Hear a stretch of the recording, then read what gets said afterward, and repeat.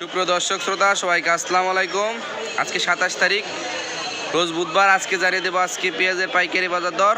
আর তার আগে যদি আপনার ইউটিউব চ্যানেল নতুন হন অবশ্যই কিন্তু চ্যানেলটি সাবস্ক্রাইব করবেন এবং পেজও থাকলে পেজটি ফলো দিয়ে রাখবেন। দর্শক, বর্তমানে পেঁয়াজের বাজার কিন্তু প্রচুর পরিমাণ বেড়ে গেছে।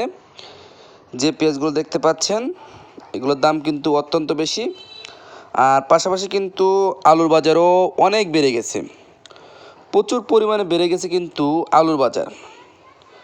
এই যে পাখির আলুগুলো দেখতে পাচ্ছেন এগুলো কিন্তু আজকে 72 টাকা কেজি কিন্তু বিক্রি করা হচ্ছে। তো দর্শক বুঝতেই পারছেন যে আলুর বাজার কিন্তু অনেক বেড়ে গেছে। এই যে ইন্ডিয়ান আলুগুলো দেখতে পাচ্ছেন এগুলো কিন্তু 67-68 টাকা কিন্তু আজকে বিক্রি করা হচ্ছে।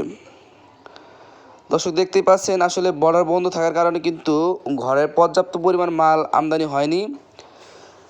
আসলে পূর্বের মালগুলোই বিক্রি করা হচ্ছে একটু বেশি দামে, কারণ হচ্ছে বর্ডারে কালকে কিন্তু কোনো প্রকার ইন্ডিয়ান পেঁয়াজ আলু না ঢোকার কারণে কিন্তু আগের মালই বিক্রি করা হচ্ছে।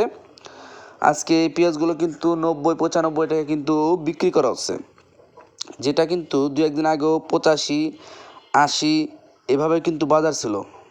আর ইন্ডিয়ান আলু আজকে বিক্রি করা হচ্ছে 68-67 এভাবে কিন্তু বিক্রি করা হচ্ছে। তো দর্শক বুঝতেই পারছেন যে আলু এবং পেঁয়াজের বাজার কিন্তু অত্যন্ত বেশি। মোট কথা হচ্ছে বর্ডারে আলু এবং পেঁয়াজ না ঢোকার কারণেই কিন্তু এভাবে আলুর দাম বেড়ে গেছে।